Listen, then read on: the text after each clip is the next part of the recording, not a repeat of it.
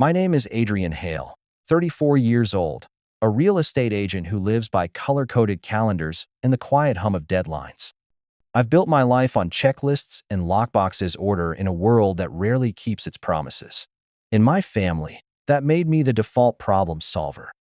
If something leaks, breaks, or cries, I'm the one they call. Not because I'm the favorite. That title belongs to my younger sister, Lena, but because I've always been the one who shows up. Lena was the golden one, beautiful chaos with perfect timing. When she failed, it was passion. When I succeeded, it was duty. I learned early that love in our house was graded on a curve. Still, I tried to earn mine the old-fashioned way, by fixing things. Real estate fit me. Not the glamour you see on TV, but the rhythm, early inspections, late contracts, the smell of drywall and new paint. I loved putting keys into people's hands and saying, "Welcome home." Maybe because home was the one thing I'd spent my life trying to build, something steady, safe, and mine. The night before my vacation, I walked through the house I'd worked years to secure. Suitcase by the door, travel pillow looped around my neck. I checked every window and breathed in that lemon cleaner scent that means closure. The backyard lights blinked on soft golden dots floating above the dark grass. I smiled. It finally looked like a life. "Text when you land," Mom said on the phone, her tone clipped and managerial. "And don't post too much. People get jealous." "I'll be fine," I said. "You still haven't talked to the bank." "Mom," I cut in gently. 5 a.m. flight. "We'll talk later." A pause, then softness. "Have fun, honey." "I will." I flew to Maui the next morning, my first real break in 3 years. No clients, no showings, no "can you run over and look at this leak?" I let my phone sleep on airplane mode and let my body catch up to peace. I learned how to cut a pineapple from a bartender. I laughed more in 6 days than I had in 6 months. On the 7th morning, I finally turned my phone on during breakfast. I expected a few messages about mail or deliveries. Instead, my notifications stacked like a Jenga tower. 19 missed calls from Mom, 12 from Dad, 7 from Lena, and a message from Dad. "Important update about the house. Call now." The papaya slid off my fork. My heartbeat stumbled. I called Mom. She answered before the first ring finished. "No, hello," she began. "Where in Maui are you?" "Why?" "Well," she said, breathless, almost cheerful, "we handled something for you." "What did you handle?" "Your house," she said. "It's sold." The fork clinked against my plate. "What?" "You'll understand when you hear the numbers," she said, voice full of misplaced pride. I could barely hear her over the surf pounding outside. "You sold my house?" "You're welcome," she said. "Family first, Adrian. You'll thank us." I ended the call without a word. The sound of waves blurred into static. People around me laughed, ate fruit, clinked spoons, and I sat there, motionless, realizing something irreversible had happened. I didn't even pack. I folded things with shaking hands and booked the first flight home. When the plane lifted from the island, I watched the ocean narrow to a blue thread and thought of everything I'd built being erased while I was gone. Yet somewhere between fear and fury, a small part of me smiled because I knew something my family didn't. They thought they'd sold my house. They hadn't. The house was never in my name. It belonged to an entity I'd quietly built, Willow Pine Holdings, LLC, an invisible wall between my work and my bloodline. Years of dealing with entitled relatives had taught me one rule: protect the asset, protect your peace. They could sign whatever they wanted, but you can't sell what you don't own. As the clouds swallowed Maui below, I leaned back and closed my eyes. I wasn't smiling out of revenge. I was smiling because, for the first time in years, I wasn't the one who'd made the mistake. When I landed, the morning sky over the city was gray, that half-awake light that makes everything look a little drained. My phone buzzed with new messages before I even reached baggage claim. "Call us. It's done. You'll thank us." I drove straight from the airport to the property. A moving truck sat in the driveway, the sound of boxes scraping wood echoing through the open door. Mom stood in the yard, directing 2 movers like she was a foreman. Not someone who just committed fraud. There he is, she called brightly when she saw me. We were worried you'd miss us. Miss what? I asked, stepping past her. Inside. The house smelled like Windex and warm paint. A man in a golf shirt, the buyer, I assumed, stood by the fireplace, taking photos like he was posting an achievement. New owner, Mom said proudly. He's starting renovations today. I looked at the man. He smiled, polite and oblivious. He didn't know who I was. He didn't know what he'd bought. Behind him, Lena came out of the kitchen in a sweatshirt that said blessed. She looked me up and down like I was an inconvenience. Hey Ade, how was Maui? Everyone in the living room, I said quietly. They followed, still sure they controlled the scene. Mom crossed her ankles on the sofa. Dad stayed standing, hands in pockets, the posture of a man waiting for gratitude. So, Mom began, all brightness. We made a tough call, but family comes first. I took a breath. You sold a house that doesn't belong to you. Silence. Mom's smile trembled. Don't be childish, Adrian. It's your house. Everyone knows that. No, I said evenly. It's controlled by my LLC under a master lease with an option to purchase. The title is clean, and it doesn't have my name on it anywhere. The buyer stopped pretending to check his phone. Lena snorted. Oh my God, Ade. Nobody cares about your little paperwork games. I turned toward her. Did you pay off your debt with the wire? Her chin lifted. Yes. How much? I don't have to tell you that. You do, I said calmly, because using proceeds from a fraudulent sale. Dad stepped forward. Watch your tone. I looked straight at him. No. He froze. Mom tried again, voice syrup sweet. Adrian, we saved your credit. We got you out from under that mortgage. There was no mortgage. I interrupted. There was income. There were tenants with bookings through October that you just canceled like brunch plans. The buyer cleared his throat. Look, we can unwind this, if you should, I said sharply. Call your attorney before you record anything. If you cloud my title, I'll come for your E&O, and I won't settle. He paled.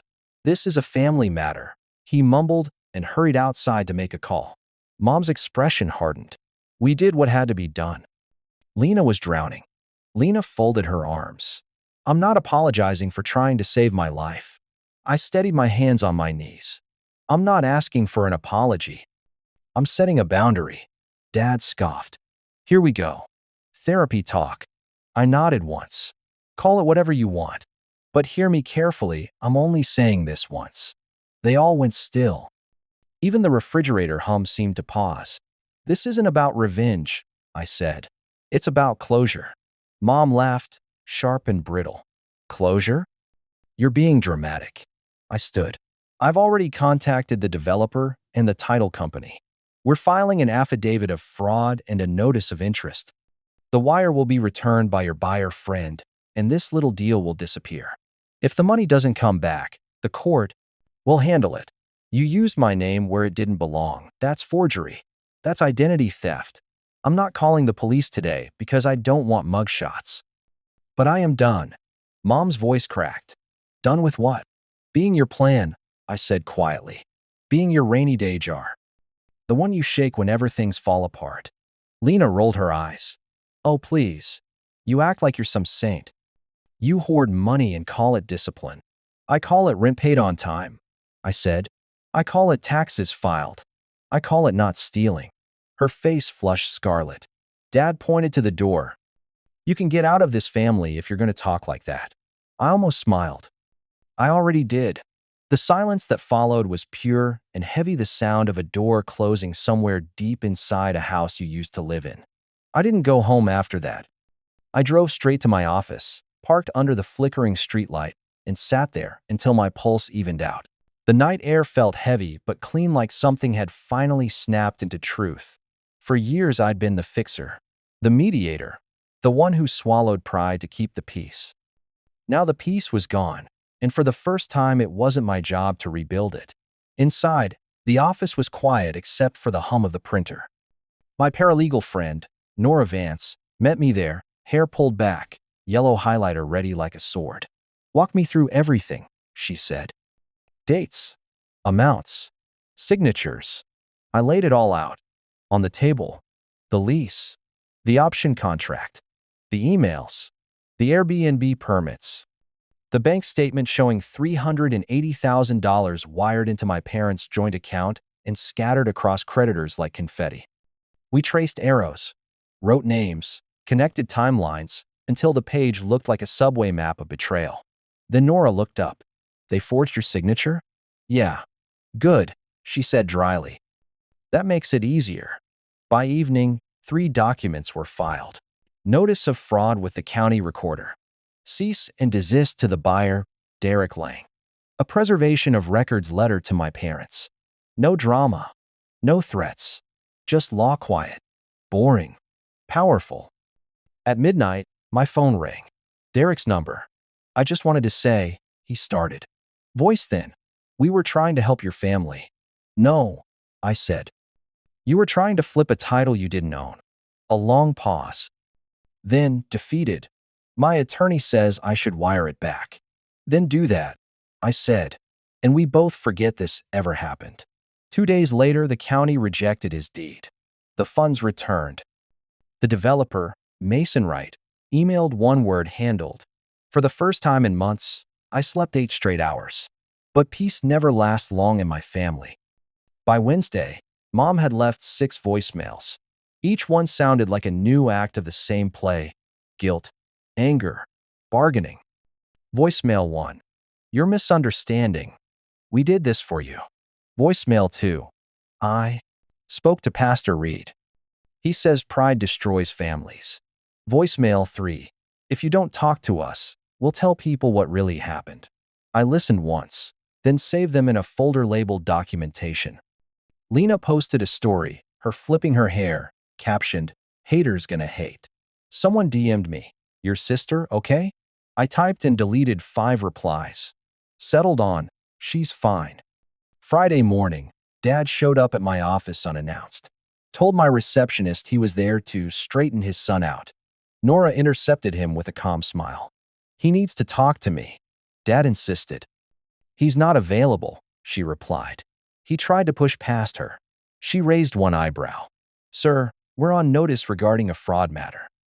To protect everyone, please put anything you want to communicate in writing." He stopped. The word fraud tasted bitter to him. He left. That weekend, I returned to the property empty now, the movers gone.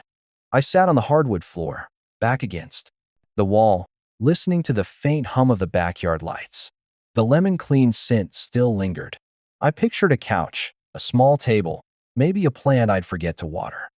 I could buy it now outright, the financing clean, my name on every page, but I wasn't sure I wanted to. Not yet. The next morning, Mom texted a paragraph that began with "We're family" and ended with, "You owe us a conversation." I replied, "Everything you need to know is in the letter." 2 hours later, she wrote back, "We were scared." I stared at those 3 words until they blurred. Then I typed, "I know," and put the phone face down before I could add anything else. For weeks, messages came in waves, 17 in a day, then silence, then another flurry. Eli, my cousin, sent a screenshot of the family group chat where Lena called me a greedy landlord, and Mom wrote that Adrian rents to strangers while his sister suffocates. Aunt Carol chimed in. "He has so much. He could spare a little." I didn't defend myself. I didn't send PDFs. I didn't post receipts. I watered the plant on my desk. I met clients. I showed a small condo to a nurse who'd worked night shifts for 9 years and cried when she saw the sunrise from the balcony. When I handed her the keys and said, "Welcome home," the words tasted like clean air again. That night, sitting in the quiet glow of the office, I realized something simple but absolute. Peace isn't inherited, it's built. And mine was finally under construction. 3 months passed. The messages slowed, then stopped. Silence filled the spaces where noise used to live. My mornings became simple again: coffee, shoes on the porch, sunlight across the floorboards. No new crises, no sudden family emergencies. Just the sound of the kettle and the quiet proof that life moves forward, even when people don't. Then one Sunday, a message from Dad, dinner at 6. You should be here. Not a question, not an apology in order. I went, not to fight, to end things properly. The table looked like a magazine, spread roast chicken, folded napkins, flowers in a jar. Lena scrolled on her phone like royalty, waiting to be served. Mom gave me a tight smile. Dad poured himself water like it was whiskey. Good. Sit, he said. I did. No small talk. Mom started immediately. We've been thinking about a plan, she said, that familiar optimism that always came before a request. Of course you have, I murmured. We realized we may have been a bit rash, she continued. But the bills are real. Lena's apartment is expensive, and she can't break the lease. So we need you too. I raised a hand. Stop. Her voice faltered. Excuse me? There's no plan, I said. Not with me in it. Dad's palm hit the table. The plates jumped. You watch your mouth in my house. I met his eyes, calm and level. Then I'll speak like an adult, because that's what I am. I'm not funding Lena's life. I'm not signing, co-signing, or selling anything. I'm not moving anyone into my properties. And I'm not sitting through another meeting where I'm outvoted 3-1 and told it's love. Lena scoffed. So, you're just going to let your sister drown? She's not drowning, I said quietly. She's swimming in a pool she can't afford and yelling at the lifeguard. Mom's eyes flashed. How dare you? Easily, I said. Because I tried kindness. I tried silence. I tried small rescues, and all it did was drag me under with you. So now I'm trying boundaries. Dad leaned forward. You're ungrateful. For what? I asked. For the years I drove her everywhere? For the house you tried to sell that you didn't own? For the peace I keep paying for? Mom's voice cracked. We were saving you. I stood slowly. You weren't saving me. You were erasing me. The clock ticked loud enough to fill the room. Then I pushed the chair back. I'll always answer if someone's sick or there's a real emergency. But I'm not your emergency fund. Not anymore. Lena's voice trembled with disbelief. You're just walking away? Yes, I said simply. From this, I left. The door clicked behind me like a period at the end of a sentence that had gone on too long. Outside, the air felt light again. My phone vibrated 2 calls, 5 calls, 10. I flipped it face down and drove through the quiet streets until the city lights blurred into gold. For once, I didn't owe anyone an explanation. That night, I slept without checking notifications. In the morning, coffee steamed against the sunrise, and the only message waiting on my phone was from Mom. I don't recognize you anymore. I smiled. Me neither, I whispered, and took the first sip. Weeks later, she left lasagna on my doorstep. No note, no knock. I didn't bring it inside. I went to the park, bought a single slice of pizza, and ate it under the trees. Simple. Mine. I exercised the purchase option and finally bought the house outright, not out of revenge, but out of peace. I furnished it slowly. 1 chair, 1 lamp. 1 rule, nothing I'll ever apologize for. Sometimes at night, I sit under the same string lights and think how boundaries feel quieter than forgiveness but last longer. Closure isn't a slam. It's choosing the next door. I'm Adrian Hale. I work hard. I love my family. I don't pay their bills. And if that makes me the villain, fine. I've got a life to live. Thank you for listening. If you believe in second chances and strength after pain, don't forget to like, share, and subscribe. Every click helps us bring more real stories to life.